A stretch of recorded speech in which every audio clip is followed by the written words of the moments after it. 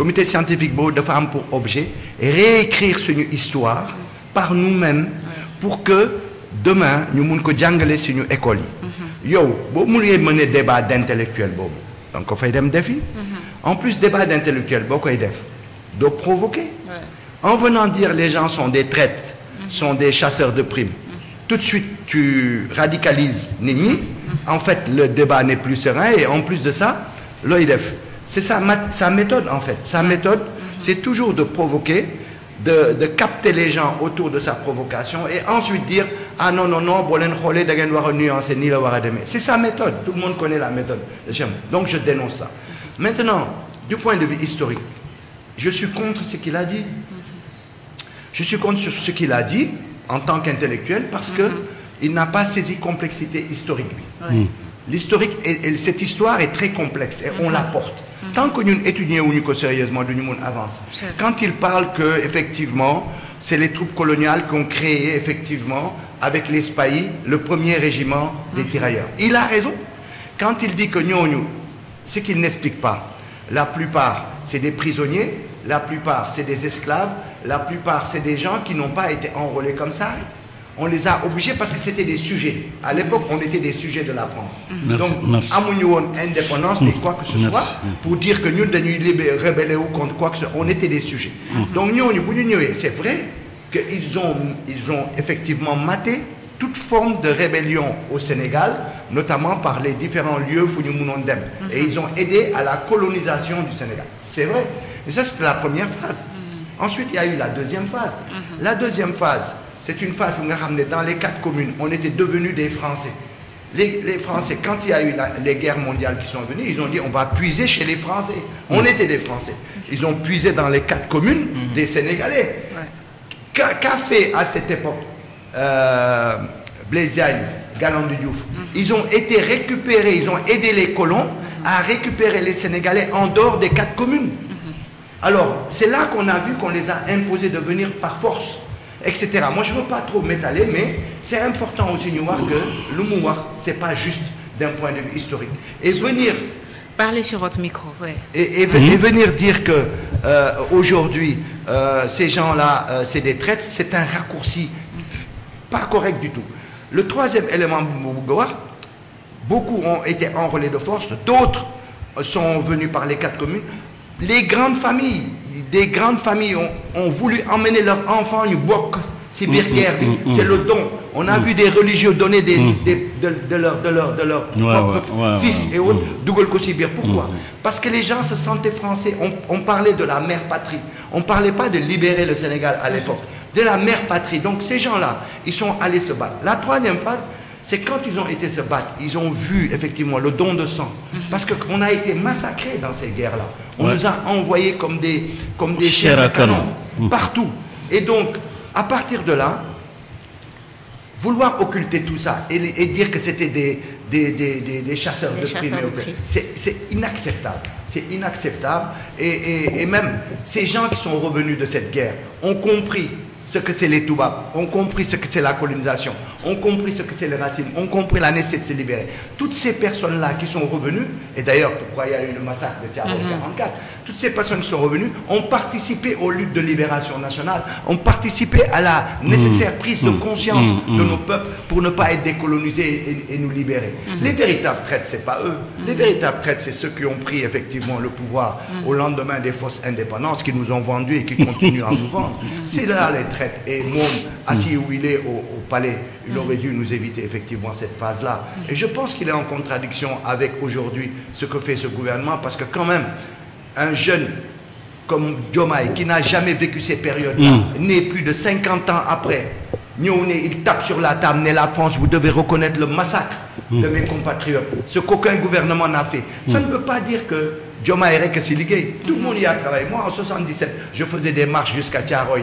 pour commémoration. Donc, je te dis, tout le monde l'a fait. Mais à un moment donné, quand on a un gouvernement qui fait la rupture sur cette question, on applaudit. Parce que ni Senghor, ni Abdou Diouf, ni Wade, ni Macky Sall n'ont fait. Chacun a fait de son côté. Mais celui qui a vraiment amené la France à dire qu'effectivement c'est un massacre, ce n'est qu'en 2024. Même Hollande ne l'a jamais dit. D'accord? Hollande parlait de la répression sanglante. Mais donc, on doit ça à ce gouvernement, on doit ça à leur fermeté. Tout ce qu'ils ont mis en place en décembre, c'est pas du flafla. Ce comité scientifique est en train de travailler. Et vraiment, Cheikh Oumar Diagne nous a apporté du tort. Justement, il nous a apporté du tort parce que si c'était information, même au niveau des chaînes internationales, France 24, ni ñu jëlé information bi def ci papier et tout. Exactement. Déjà ak liggéey bi fiñu ci tollu comme niñ ko waxé pour une première France reconnaître que les massacres amna, les gens ont applaudi, vu également li nga xamanté tek nañ ko ci pour quelqu'un qui travaille au sein du palais de la République. Est-ce que réellement acte bi mu posé ni mënul indi wat peut-être je sais pas yak liggéey bi nga xamanté ni quand même président liggéey nañu ko ba fiñu tollu. Ce que j'ai terminé. Parce qu'il est plus n'importe qui, en fait. C'est un provocateur. C'est-à-dire, quand tu es dans le gouvernement et que tu as certaines fonctions, quel que soit ton avis, tu dois avoir le sens de la répartie. Ou bien tu restes dans le gouvernement, tu restes dans l'orientation, ou bien tu démissionnes et tu défends ton point de vue. Mais Cheikh Oumar ne peut pas être dans la présidence avec ce que Diomaye a mis en place, avec son coup.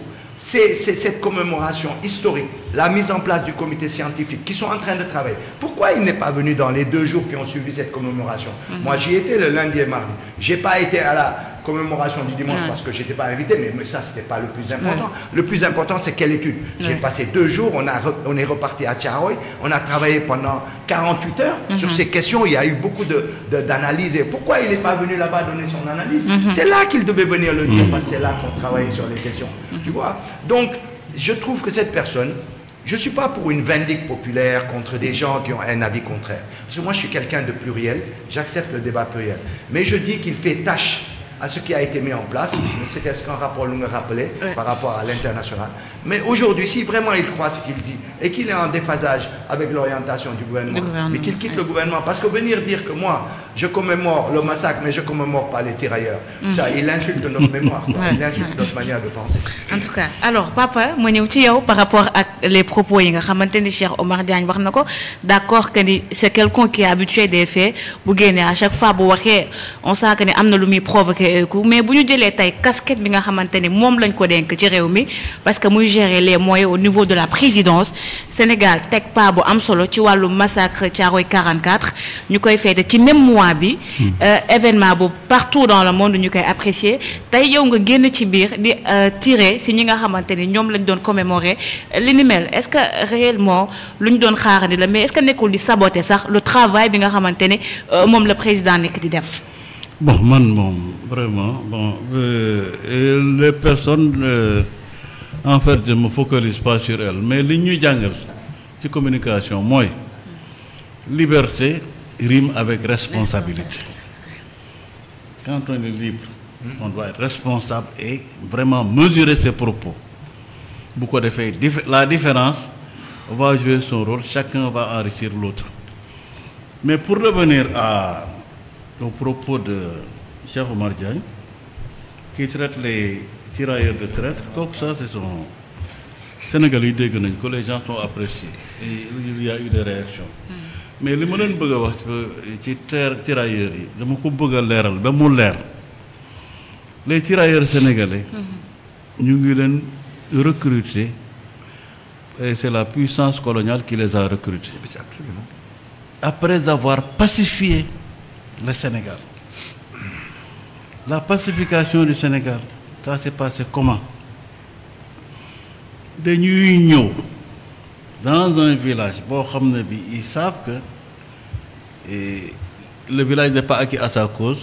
On prend les gens, c'est pas de la fiction, hein? On prend les gens, on fait bouillir une marmite, on les plonge dedans.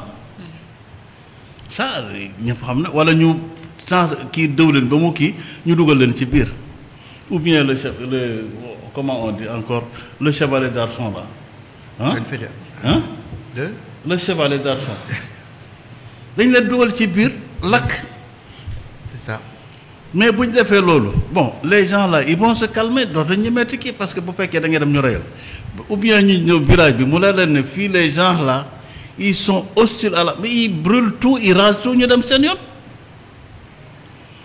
Léegi bi nga xamante dem nañ ba nga xam ne bon peut-être fi mu ne nii ils avaient besoin d'alliés son mbokk Saint-Louisien yi ñu def leen ay citoyens France waa Dakar waa Gorée waa Rufisque. 4 communes. Les 4 communes. Nous sommes les citoyens des 4 communes. Nous sommes des citoyens français comme ceux de Paris et de Lyon. Nous sommes des indigènes. Pour rappel, Senghor a été député français par le 2e collège, c'est-à-dire le collège des indigènes. Lamine Gueye moo ko jël yóbbu ko ci biir parce que il y avait 2 collèges, le collège des citoyens et le collège des indigènes. Senghor 2e collège bi la nekkoon kii député moom moo taxoon Lamine Gueye dem jëli ko donc si ñooñu ñu recruter du ñoo xam ne ñi par exemple léegi dañ leen di laaj seen xalaat bu la neexee dem du bu la neexee dem bu la neexee non non non comme ni ko Bengelou waxee léegi toll na jamono boo xam ne bi ci guerre bi Blaise Diagne ak ñoom Gallo dañuy dem ci kii famille les grandes familles religieuses ci Sénégal jox nañ leen seen doom j'ai pas besoin de citer des noms ñëpp xam nañ jox seen doom am na ñu fa des rare mooy ñi nga xam ne ñoom ñoo dellu ci guerre parce que comme Bengelou l'a dit c'est-à-dire ñoom la njëkk a yóbbu ci front bi ñu massacrer leen en attendant que ñu la di préparer wu mais finalement on a vu qu'on les a gagnés. France moom ba capitulé na ba nekk occupé par l'Allemagne donc loolu du problème.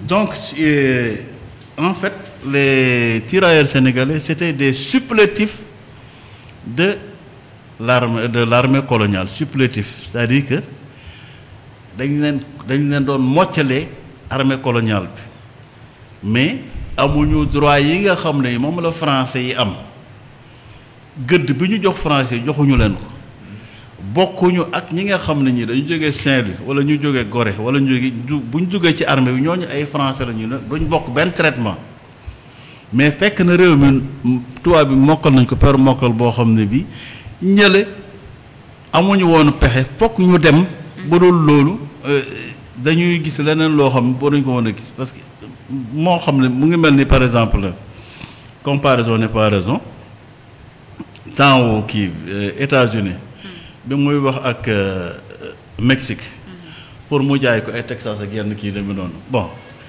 boo ko jaayee mu jënd ko boo ko jaayee lu mu nangu ko nga jaay ko benn yoon am na territoire yoo xam ne comme ça noonu la ko États-Unis nangoo ci Mexique